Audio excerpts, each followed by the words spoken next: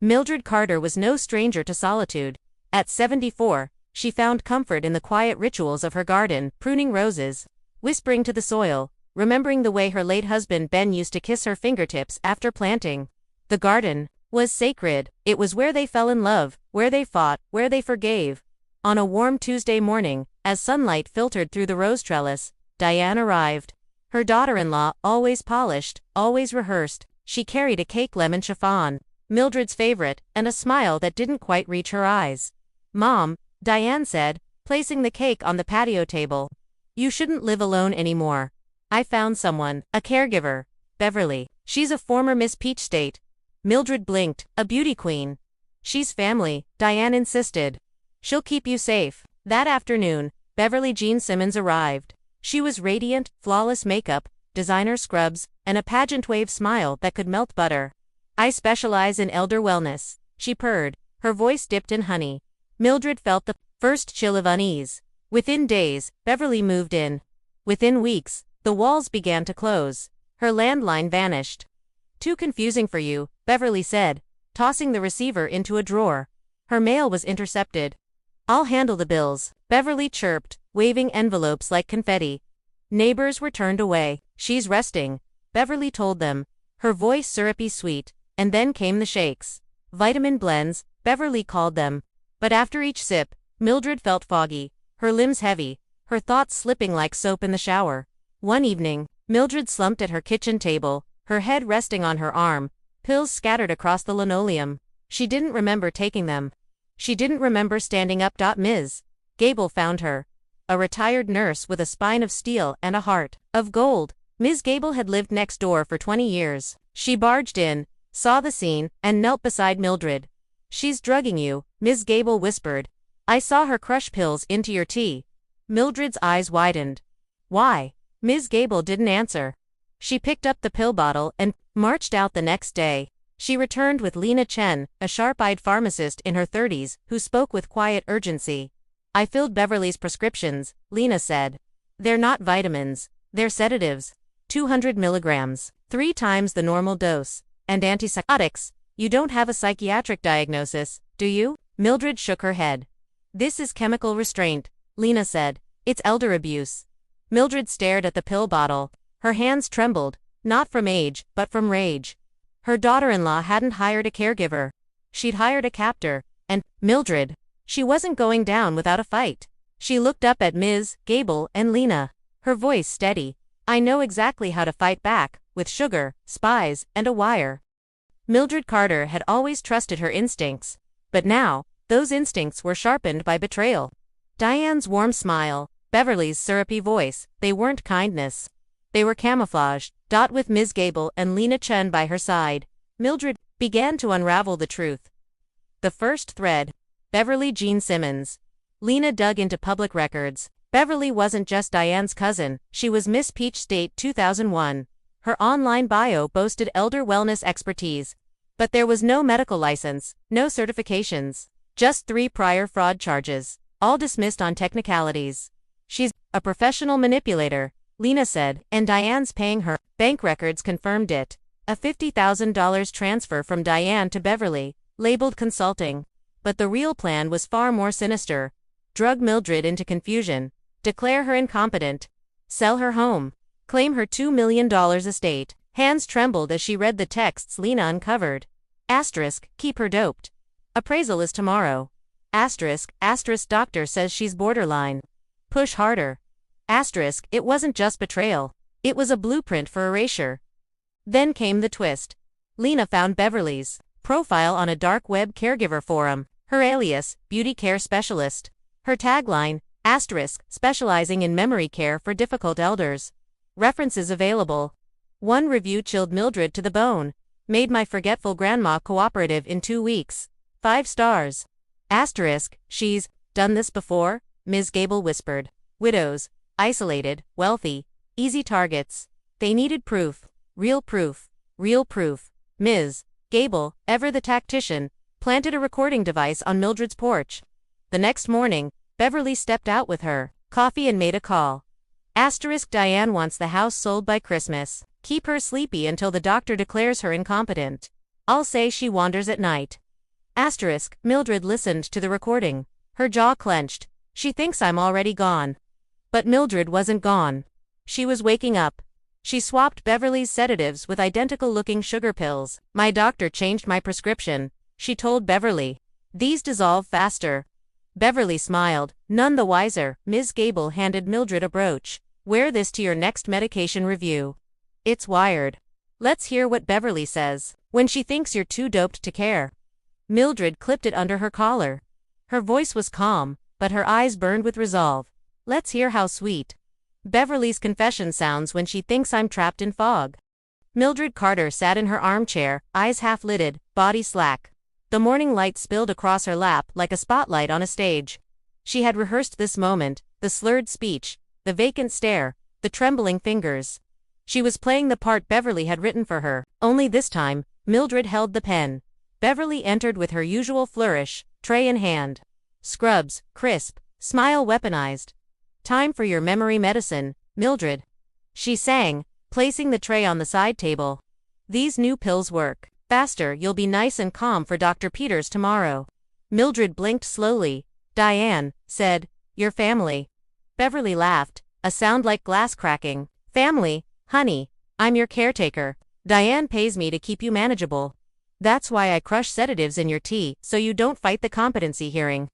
In the bedroom, Ms. Gable and Lena listened through their earpieces, eyes locked on the monitor. The brooch on Mildred's collar was transmitting every word. Mildred tilted her head. Why? Beauty queen. Beverly's eyes sparkled. Pageants teach you to smile while lying. I've done this twice before. Widows are easy, trusting, lonely, rich. You're just another paycheck. She reached for the teacup, stirring it with a spoon. Drink up, darling. Let's keep you docile. Mildred's hand hovered over the cup. Her voice was barely a whisper. You poisoned me. Beverly leaned in, her voice low. Not poisoned, pacified. You'll thank me when you forget everything. The door burst open. Ms. Gable stormed in, followed by 2 uniformed officers. Beverly froze, the teacup still in her hand. It's vitamins. She shrieked, knocking the tray to the floor. Lena stepped forward, holding up the real prescription bottle, 200 milligrams of phenobarbital, enough to kill her. Beverly's face drained of color. Then came Diane. She rushed in, breathless, eyes wide. Mom, Beverly was helping you. Mildred stood, steady and clear-eyed. Helping me. She was poisoning me, and you paid her.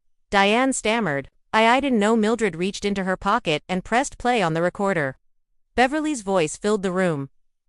Diane wants the house sold by Christmas. Keep her sleepy until the doctor declares her incompetent. Diane's knees buckled. Mildred stepped forward, her voice calm but cutting. You wanted me sleepy, she said.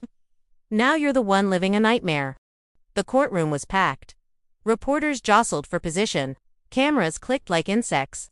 Mildred Carter sat in the front row, spine straight, brooch gleaming. She wasn't just a witness, she was the storm.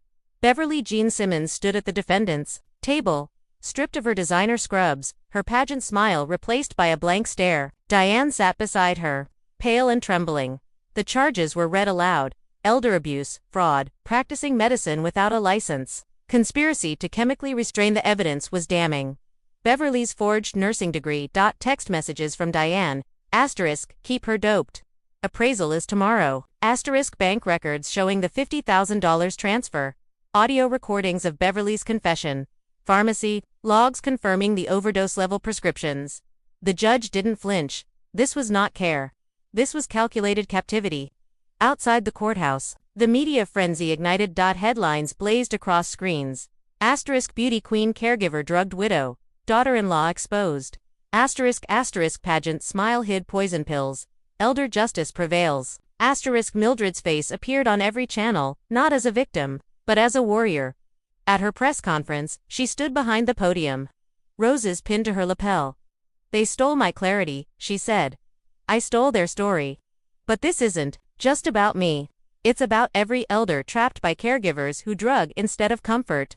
The crowd erupted in applause. Then came the civil suit. Mildred sued Diane and Beverly for damages. The court awarded her full control of her $2 million estate, plus $500,000 in restitution. Diane's home was seized and sold, the proceeds earmarked for Mildred's new foundation. The personal fallout was swift. Diane's husband left her, citing irreparable betrayal. Beverly's pageant titles were revoked. Mildred's doctor issued a public statement. No cognitive issues. All symptoms were drug-induced. Mildred watched it all unfold with quiet satisfaction. As Diane wept in court, Mildred leaned in, voice low and steady. "You wanted me, Sleepy," she said. "Now you're the one living a nightmare." The house that once felt like a prison now echoed with laughter, footsteps, and the rustle of rose bushes in bloom. Mildred Carter had reclaimed her home, not just for herself, but for others like her. She called it the Clear Haven Foundation. Front gate bore a new sign, where clarity begins, and captivity ends. Inside, every room told a story. The living room became a welcome center for elder abuse survivors. The kitchen served warm meals and warmer conversations, and the garden, once wilted under Beverly's reign, now bloomed with color. Renamed Ms. Gable's Garden, where survivors planted roses in honor of their resilience, Lena Chen, now chief pharmacist, ran Lena's Pharmacy, a free clinic offering medication reviews for seniors. Her motto, no pill without purpose. One room drew the most attention, the Beauty Queen Room. It displayed Beverly's pageant photos, tiaras, sashes, and that infamous smile under a bold caption. Smiles can hide poison. Visitors often paused there, silent. Some cried, some nodded. All understood. Then, one rainy afternoon, Diane returned. She stood at the gate, soaked and shivering. Her clothes were wrinkled, her eyes hollow. "I lost everything," she said. "My job, my marriage, my dignity. Can I work here?" To atone, Mildred studied her for a long moment, then handed her a mop. "Start with the floors," she said. "Real care doesn't wear pageant smiles." Diane nodded, tears streaming down her cheeks. In the weeks that followed, she scrubbed, cleaned, and listened. She didn't ask for forgiveness. She earned it, one floorboard at a time. And Beverly. She was sentenced to 5 years in prison. One day, Mildred received a letter. The handwriting was shaky, but familiar. You broke the cycle. I wish I'd met you before pageants poisoned me. Mildred folded the letter and placed it in the Beauty Queen room. Beside the tiara. Then came a new arrival, a woman in her 60s, eyes glazed, voice trembling. "My son said I was confused. The hospital said I imagined it." Mildred took her hand. "Welcome to Clear Haven," she said. "Here, we believe you." She led her to the garden, handed her a rosebush, and whispered, "Let's plant your truth." That evening, Mildred watched Diane scrub the hallway floors, sweat on her brow, silence in her steps. "This is real care," Mildred said softly. "No smiles, just service." 1 year later, Clear Haven was no longer just a sanctuary. It was a revolution. The once quiet home now buzzed with purpose. Survivors gathered in the garden, planting roses named after their stories, clarity, resilience, truth. Mildred walked among them, her cane tapping rhythmically, her smile genuine. Over 150 elders had found refuge here. Each one had a story. Each one had been silenced. Now, they spoke freely. Lena Chen stood beside a new plaque. Lena's Law. Past 2025, pharmacists must report suspicious elder prescriptions. Silence is complicity. It was the first law of its kind, and it bore Lena's name and Mildred's legacy. Ms. Gable, ever the strategist, trained a new team of caregiver auditors, seniors who visited homes, reviewed medications, and spotted signs of abuse. They wore pins shaped like roses. Their motto, we see what others ignore. And Diane, she had transformed now a certified nursing assistant. She spoke at support groups, her voice raw but honest. "I thought control was care," she said. "Mildred taught me, real care sets people free." She worked full-time at Clear Haven, not as a penance, but as a purpose. Mildred watched her mop floors, serve meals, and comfort newcomers with quiet grace. Then came the final confrontation. Beverly's lawyer requested a character statement for her parole hearing. Mildred agreed to attend. The prison room was cold, sterile. Beverly sat across from her, thinner, quieter, stripped of glamour. "You stole my clarity," Mildred said. "But I found something stronger, my voice." She paused. "I won't oppose your parole, but only if you teach inmates about elder abuse. Turn your poison into a warning." Beverly nodded. tears in her eyes. Back at Clearhaven, Mildred stood before a crowd of survivors. Some held roses, others held hands. They drugged us, she said, isolated us, called us crazy, but we woke up, we spoke up, and now, we're the ones writing the prescriptions for justice. The crowd erupted. Mildred smiled, not the pageant kind, but the kind that blooms from truth. The best revenge isn't poison in a cup, she said. It's truth in a courtroom. And the truth, it's the sweetest pill of all.